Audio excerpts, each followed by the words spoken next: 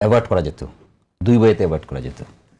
যদি মনে করে যে সংবিধান বাস্তবায়ন, জুলাই সনদ বাস্তবায়ন আদেশ ওনারা অমান্য করবেন, তাহলে সেটাও আলাপ আলোচনার ভিত্তিতে অ্যাভয়েড করে করতে পারলে আরও অনেক বেশি পিসফুল হতো। না করে যেহেতু অ্যাবসলিউট মেজরিটি আছে, তারা সিদ্ধান্ত নিতেই পারেন, তারা সিদ্ধান্ত নিয়েছেন যে এই আদেশ তারা মানবেন না। কিন্তু এই যুক্তিকে আপনারা কিভাবে দেখছেন, যেটা আসলে সাংবিধানিক না, সংবিধানে সেই ক্লজটা যে নেই এবং সেখানে কিন্তু আন্তরিকতা তাদের কোনো ঘাটতি নেই। আমরা শুনলাম বিএনপি স্ট্যান্ডিং কমিটির মেম্বার, তিনি এখন স্বরাষ্ট্রমন্ত্রী সালাউদ্দিন আহমেদ কিন্তু উল্লেখ করেছেন যেটা সংবিধানের ক্লজটা অ্যাড করার পরেই হতে পারে। তো এই জায়গাটাকে আপনি আইনজীবী হিসেবে কিভাবে দেখছেন? কি মিন করছেন উনি মিন করছেন যে এই ওত তারা নিতে পারেন, কিন্তু এইভাবে নয় ওইভাবে নিতে পারেন, এটাই তো মিন করছে। যদি আপনার কথার বাস্তবতায় মিল হয়ে থাকে ওইভাবে নিতে পারেন। একটা জুলাই সনদ বাস্তবায়ন আদেশ জারি হয়েছে, কোন রাজনৈতিক দল, কোন মন্ত্রী, কোন বিরোধী দলের নেতা বলতে পারবে এটা বেআইন, মানব না বলতে পারবে না? আমরা জুলাই সনদকে আর গণভোটের অধ্যাদেশকে এক করে না ফেলি। আমাকে উত্তরটা দিতে দেন। এটা তো আদেশ, জুলাই সনদ বাস্তবায়ন আদেশ 2025, এটা সনদ না। কাকে আদেশ দিচ্ছে? আইন, বাংলাদেশের গেজেট। কাকে আদেশ? এই যে জুলাই সনদ বাস্তবায়ন আদেশ প্রেসিডেন্ট জারি করলো, কাকে করলো? কাকে আদেশ দিল? আইন তো সবার জন্য। আদেশ তো, এটা তো আইন আদেশ। আদেশটা কাকে দিল? আমি আপনাকে উত্তর দিচ্ছি, মানে এই সমস্ত প্রশ্নের উত্তর তো মিনিংলেস। আচ্ছা ঠিক আছে, একটা জুলাই সনদ বাস্তবায়ন আদেশ জারি করেছে প্রেসিডেন্ট, এটা কাকে মানে? টু এভরিওয়ান, সকলের জন্য। সবাইকে মানতে বাধ্য। অফকোর্স। এখন আপনি যে বললেন এটা বেআইনি, আপনি বলছেন কি এই আইনটাই বেআইনি, সুতরাং এটা আমি মানবো না। একটা আইনকে বেআইনি বলতে পারে শুধুমাত্র কোর্ট। এমন যদি হতো যে তারা এটা না মেনে হাইকোর্টে গেলেন, হাইকোর্টে আইনটাকে চ্যালেঞ্জ করলেন, চেঞ্জ করে বললেন যে আইনটা অসাংবিধানিক, হাইকোর্ট বলে দিল এটা অসাংবিধানিক, তাহলে কোন একটা দল, কোন একটা ব্যক্তি, কোন একটা গোষ্ঠী সে বলবে যে ঠিক আছে এটা হাইকোর্ট ঘোষণা করে দিয়েছে বেআইনি, আমরা এটা মানতে বাধ্য নই, বাস ফিনিশ। আইন একটা আছে এক্সিস্টিং, আপনি বলছেন এটা বেআইনি, আপনি কে তাহলে? না, এই রিস্কটা তাহলে নিয়ে সামনে এগোনো আপনাদের কোনো দলের জন্য এটা যথার্থ হবে কিনা, যে জিনিসটি আসলে কোর্টে চ্যালেঞ্জড হইতে পারে ইন ফিউচার। হয়তো বিএনপি করে নাই, কিন্তু ভবিষ্যতে কেউ যদি করে, এই 13 নভেম্বরে যে সাংবিধানিক আদেশটা রাষ্ট্রপতি জারি করেছেন সেটা তো চ্যালেঞ্জ করলে ঝুঁকি সেটা আছে। আমি আব্দুল তুষার, না আগে আমাকে বলতে দেন, এই প্রশ্নের জবাব যদি চান তাহলে আমার কাছ থেকে নিতে হবে। 5th অ্যামেন্ডমেন্ট করেছিলেন ওনারা পার্লামেন্টে, মেজর জিয়াউর রহমান, অসাংবিধানিক হয়ে যায়নি? গেছে? আমি জানি না আপনারা জানেন কিনা এগুলো। 5th অ্যামেন্ডমেন্ট অসাংবিধানিক হয়েছে, 13th অ্যামেন্ডমেন্ট অসাংবিধানিক হয়েছে, 8th অ্যামেন্ডমেন্ট অসাংবিধানিক হয়েছে, 16th অ্যামেন্ডমেন্ট অসাংবিধানিক হয়েছে। তার মানে কি, যখন সংবিধানের বিধান ছিল তখন আপনি মানবেন না? না, এইটা বিধান থাকা সত্ত্বেও আপনারা মানছেন না, এইটাকেই আমরা বলছি যে এটা মেজরিটির জন্য করা ঠিক হয় নাই। আলাপ আলোচনা করে যদি সিদ্ধান্ত নিতেন যে ঠিক আছে এই আইনের কার্যকারিতাটা আমরা আপাতত বন্ধ রাখবো, তাহলে সকলের জন্য বন্ধ হবে। নির্বাচনের আগে যখন এটা অধ্যাদেশ জারি হলো তখন সেই আলোচনাটা কেমন হয়? আমাকে 10 সেকেন্ড বলতেন অ্যাজ এ আপনার লিডার, অ্যাজ এ অ্যাডভোকেট, শিশির মনির একটা ভ্যানিটি দেখালো যে এই কথাগুলো ফালতু, তাই না? অপ্রাসঙ্গিক যা দেখা অপ্রাসঙ্গিক, এটা ভ্যানিটি দেখালো, এটা অহমিকা দেখালো, দেখা আমার কাছে, আমার জনগণ যারা আইন বোঝে, আইন তাদের কাছে আমার প্রশ্ন যে পূর্ববর্তী কোনো আদেশ, পূর্ববর্তী ইভেন পার্লামেন্টের কোনো নিয়ম পরবর্তী পার্লামেন্ট মানতে বাধ্য কি না, এইটা আমার প্রশ্ন। আপনি পূর্ববর্তী একটা আদেশ জারি করেছেন, কনস্টিটিউশনাল অর্ডার, এই অর্ডারটা ওই পরবর্তী পার্লামেন্ট মানতে বাধ্য কি না?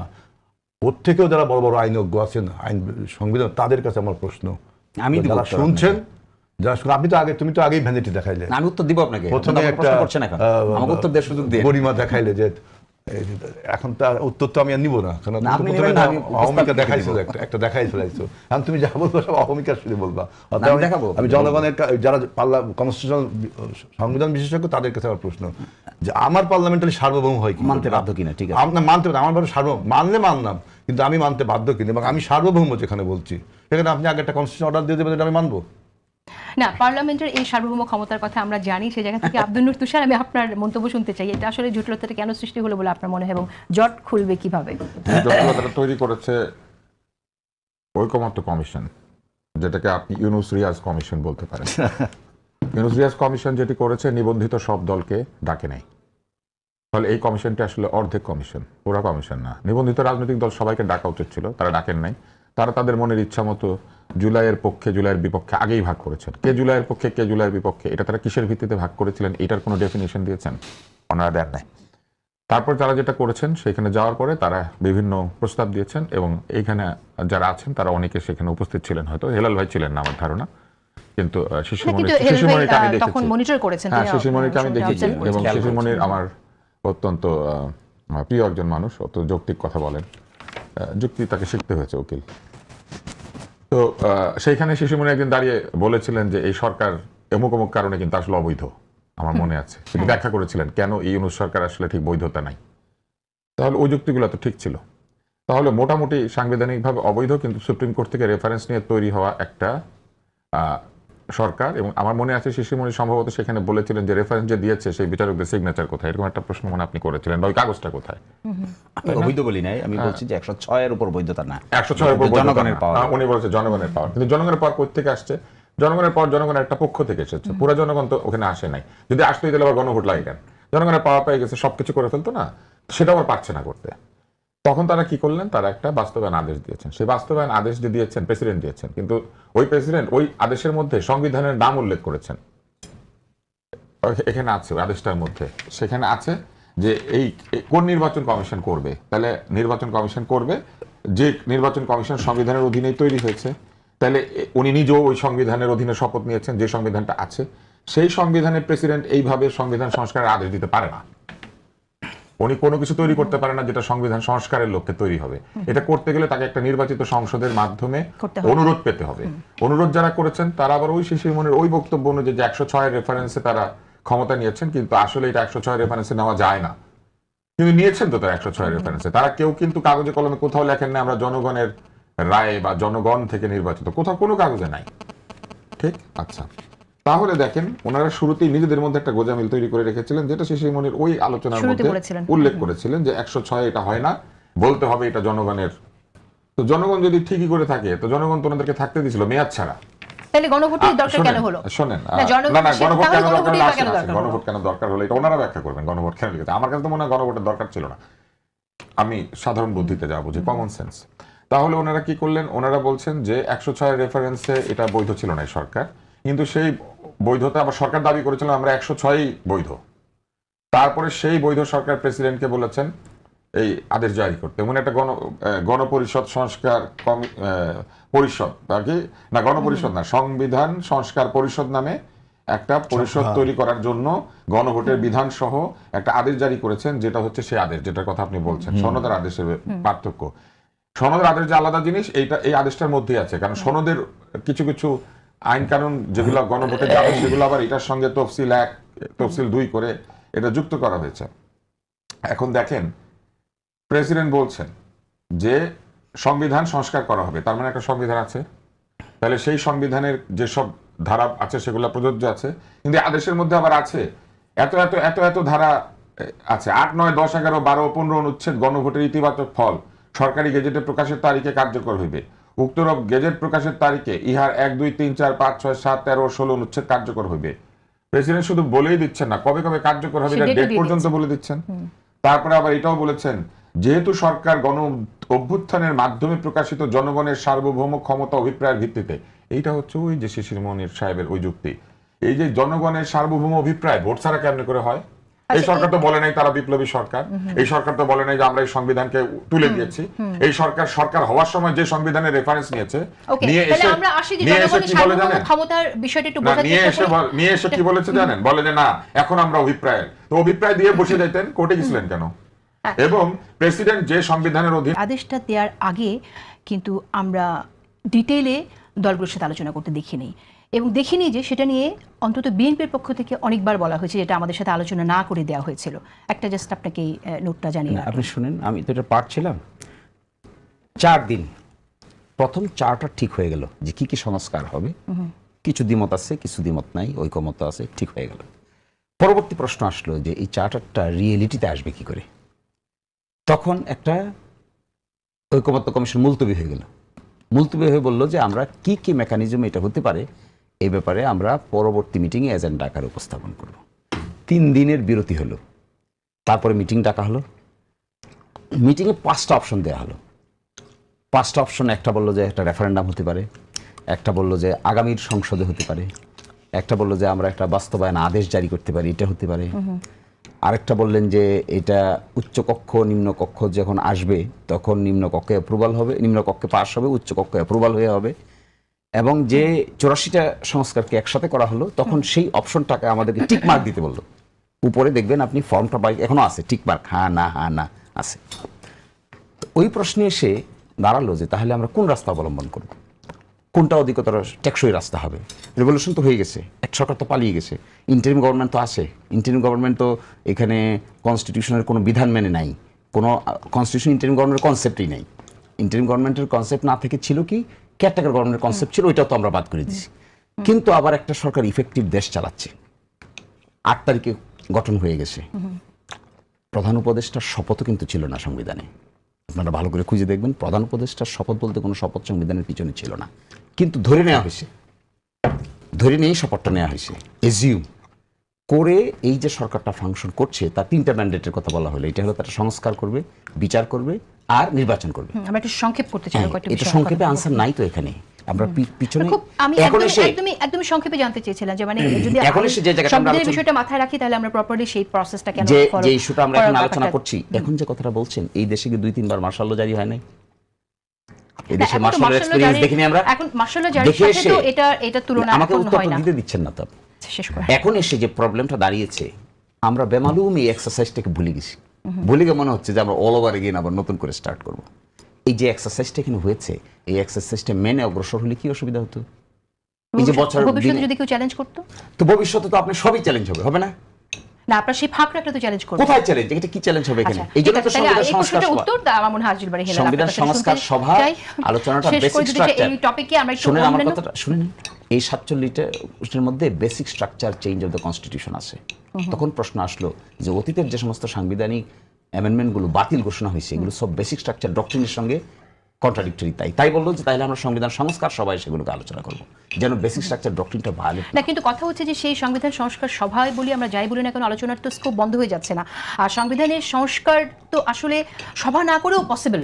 বেসিক অ্যামেন্ডমেন্ট তো সংবিধানের Possible মধ্যে না, তাহলে আপনাকে এর আগেও হয়েছে তো। তাইলে আপনাকে জুরিসপ্রুডেন্সটা জানতে হবে, সংবিধান সংস্কার সভা কাকে বলে না, আর সেটা নরমাল পার্লামেন্ট কিছু কাকে বলে। কিছু জানি, এই কিছু অংশটা জানি, তো আপনারা জানেন না। শিশিরমণি কিছু জানি। আচ্ছা, আজিল বাড়ি হেলাল শেষ করতে চাই। শিশিরমণির একটা রাজনীতি করেছি, আমরা রাজপথে ছিলাম। আমার বক্তব্য আর মেডিটেশন করতে হবে, ওরা মেডিটেশন করতে হবে, কেন উত্তেজিত হয়ে যাচ্ছে। উত্তেজিত হয়ে গেলে তো আলোচনা হবে না, হবে না, নিজেকে কন্ট্রোল করতে হবে আগে। না, ওই কন্ট্রোল আমার যথেষ্ট আছে। আমি দেখেন আপনার সঙ্গে হাসি মানুষ কিন্তু কথাবার্তা শুনছে না, শুনবে, অবশ্যই শুনবে। তাই না? আমি তো অবাক হচ্ছি যে আপনারা ঘুরে ঘুরে আবার জিরোতেই যাচ্ছেন। তাই না, আমরা 3 জন ভুল বা 2 জন ভুল, আপনি একাই সঠিক, এটাই তো আত্মগরিমা, না, এটাই তো এটা- ভালো না। ওটা সঠিক এখন না। কথা হলো যে আমরা সংবিধান জিরোতে যাচ্ছেন কেন? সংস্কার পরিষদ নামে কোনো জিনিস সংবিধানে আছে কি নেই। যদি আছে থাকে তাহলে জনগণ শুনছে, আইন অগ্রসর। সংবিধান সংস্কার পরিষদ নামে এক্সিস্টিং সংবিধানে কোনো কিছু নেই। আর এই যে তর্ক বিতর্কটা, এটা প্রকৃষ্ট স্থান হলো সংসদ, যেটা আমরা রক্ত দিয়ে সংগ্রাম দিয়ে আন্দোলন করে আমরা তৈরি করেছি। সেখানে আলোচনা করলে ভালো হয়। এইটা হলো আমার বক্তব্য। ওকে, আমরা একটু অন্য বিষয়ে আলাপ করতে চাই। আমরা সরকারের চ্যালেঞ্জ 3টি বিষয়ে আপনারা অগ্রাধিকার দিয়েছেন, সেই বিষয়ে শুনবো। এলডিসি গ্র্যাজুয়েশন উত্তরণ পেছনের একটা উদ্যোগ নেওয়া হয়েছে, সেই বিষয়গুলোও শুনবো। কিন্তু তার আগে একটা ইন্টারেস্টিং একটা নিউজ, সেটা হচ্ছে যে ডিপ্লোম্যাট একটা নিউজ প্রকাশ করেছে, নির্বাচনের বিস্ময়কর উত্থান ঘটলেও হাইপ অনুযায়ী কেন ফল পায়নি জামাত, সেটা নিয়ে একটা বিশ্লেষণ করেছে। আমি এই ব্যাপারে আপনাদের সাথে প্রথম, আপনারা দুজনেই নির্বাচন করে এসেছেন, তারপর যেহেতু প্রোগ্রাম করছি, আমি একটু শুনতে চাই যে নির্বাচনে বিস্ময়কর উত্থান ঘটলেও হাইপ অনুযায়ী কেন ফল পায়নি জামাত। অর্থাৎ হাইপটা যে ছিল, আমরা এমনকি জামাতের অনেককে তো বলতে শুনেছি আমরা সরকার গঠন করছি। আপনার বিশ্লেষণ কি বলে? আমি একটু আজিল বাড়ি হেলাল আপনার কাছে শুনতে চাই প্রথমে। দেখেন, সবচেয়ে বড় কথা হলো যে আমরা একটা ফ্রি, ফেয়ার এবং ক্রেডিবল ইলেকশন করতে পেরেছি, অ্যাকসেপ্টেবল টু অল। যে ডক্টর ইউনূস বলেছে ঐতিহাসিক নির্বাচন, আমরা সেই নির্বাচনটা করতে পেরেছি। এটা আমাদের একটা জাতি হিসাবে একটা গর্ব যে আমরা একটা বহু রক্তের বিনিময়ে একটা ভালো নির্বাচন করতে পেরেছি, সুষ্ঠু নির্বাচন করতে পেরেছি। ইভেন নির্বাচনের সময় যত ভায়োলেন্স হবে, নির্বাচন পরবর্তী ভায়োলেন্স, কত কিছু আপনার অনুমান করা হয়েছিল, সব কিছুকে আপনার দূরে ঠেলে রেখে আমরা একটা সুন্দর স্বচ্ছ প্রক্রিয়া নির্বাচন করেছি। এটা হলো প্রথম অর্জন। দ্বিতীয়, যে জামাতের যে ভাইবটা তুলছিল, এইটা মনে করেন প্রথম বক্তব্য হলো যে আপনার আপনার তাদের একটা অনলাইন অর্থাৎ পিআর যে টিম ছিল তাদের, অনলাইনে তারা খুব অ্যাক্টিভ ছিল। অনলাইনে কারণ অনলাইনের এরিয়া এখন অনেক বড়, অ্যাকচুয়াল জগতে ভার্চুয়াল জগতের এরিয়া কিন্তু অনেক বড়। এই ভার্চুয়াল জগতে তারা একটা ভাইব তুলতে পেরেছে যে Jamaat is winning and going to the power, এরকম একটা ভাইব তারা তুলতে পেরেছে। তাদের ওই যে বট বাহিনী বলে, বা আমি বট বাহিনী বলছি না, যাই বলুন, তো খারাপ কোনো শব্দ না, তুলেছিল। কিন্তু জনগণ তো এই জিনিসটা বিশ্বাস করেনি, কারণ জনগণ তাদের এখন আমি এই সংসদে না যেয়ে এখন শিশির মন্দিরের সাথে তর্ক করতে যাচ্ছি না, জনগণ বিশ্বাস কোনো কারণ নেই, কারণ 86-এও জনগণ তাদের বিশ্বাস করেনি, আর 71-এর কথা নাই বললাম। যতই ভাইব তোলেন আপনি, আপনাদের বিশ্বাসযোগ্যতা আমি একটা কিন্তু আমি তো মনে করি যে আসলে জামাত ইসলাম যথেষ্টই ভালো করেছে। আমি তো বলছি যে তারা অবশ্যই ভালো করেছে। এইখানে মনে করেন যে আওয়ামী লীগের একটা ভোট ব্যাংক আছে না, ওদের তো সবাই পালাই যায়নি, এই ভোটের থেকে সবাই ভাগ নিয়েছে। ভাগ নেওয়ার ক্ষেত্রে আপনি যদি কোনো আনফেয়ার মিনস করেন, যেমন আমি শাহরিয়ার ভাইকে, অ্যাডভোকেট শাহরিয়ার ভাইকে সাথে টকশো করার আমার খুব ইচ্ছা, যে তিনি এত নীতি কথা বলে, একটা গরিব মানুষের, একটা খেটে খাওয়া মানুষের, মেহনতি মানুষের সেন্টিমেন্টকে টাকা দিয়ে কেনার মতো পাপ, এটা একটা পাপ, এটা গ্রেট সিন। এটা মনে করেন যে শিরকের পরে কি কুফর, তাই না? এই টাইপের একটা পাপ, মানে এই পাপ ক্ষমার অযোগ্য পাপ, নৈতিকভাবেও পাপ, ধর্মীয় দৃষ্টি থেকেও পাপ। এইভাবে কিন্তু আপনার ভোটটা বাড়ছে, ভোটটা বাড়ছে।